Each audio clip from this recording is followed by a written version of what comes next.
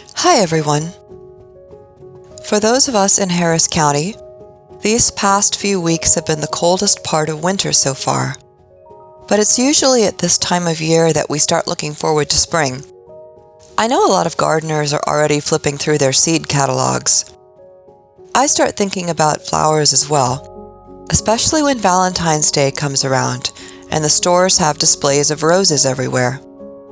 So today I thought I would do a demonstration of botanical drawing and painting. It's been a while since I've done a video like this, and creating a study of a rose seemed like a good way to celebrate Valentine's. Today we'll be focusing on the drawing, and in the next video I'll be creating the painting. The rose bushes around my house are looking a little bedraggled, but they were still blooming up until the freeze. These are some of the last blossoms I picked right before the frost hit, and I think they're still beautiful in spite of their imperfections. The first thing I'm going to do is arrange them in the position that will look good in the drawing.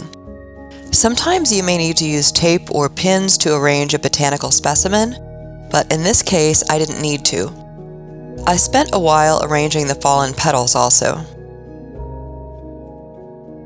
Today I'm drawing on watercolor paper that I've already mounted with masking tape to a small clipboard.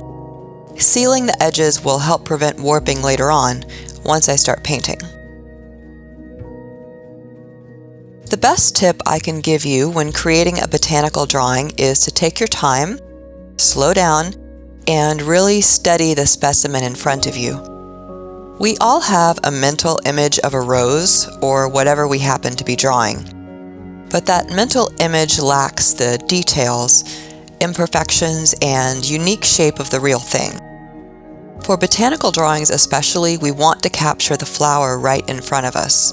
So take your time to really look at the folds in the petals, the curl of the leaves, and the shape of the stem. As you work, you can decide which details to include and which to leave out.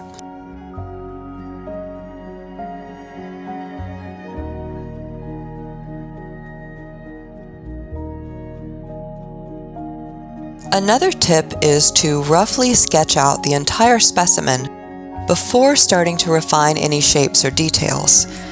In the rough sketch, you can work out the proportions. How large is that leaf compared to that petal?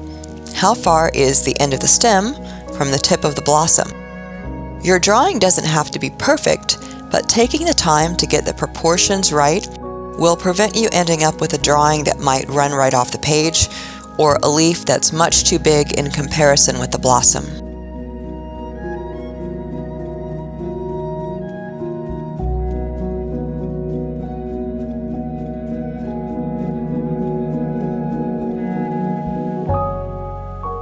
If you want to find some inspiration, there are thousands of wonderful botanical studies that have been created over the centuries.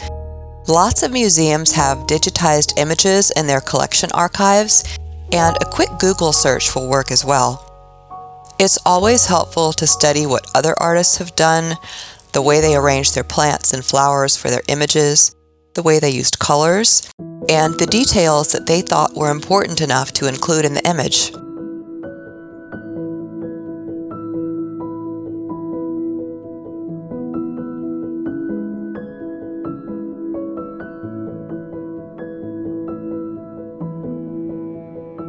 I also suggest using a real plant instead of a photo. You don't have to draw something exotic or unusual. We're surrounded by amazing plant life that we often overlook just because we see it every day. If you take the time to really study a dandelion, for example, you'll find yourself appreciating how beautiful and unique those flowers are, even though they're considered to be a common weed.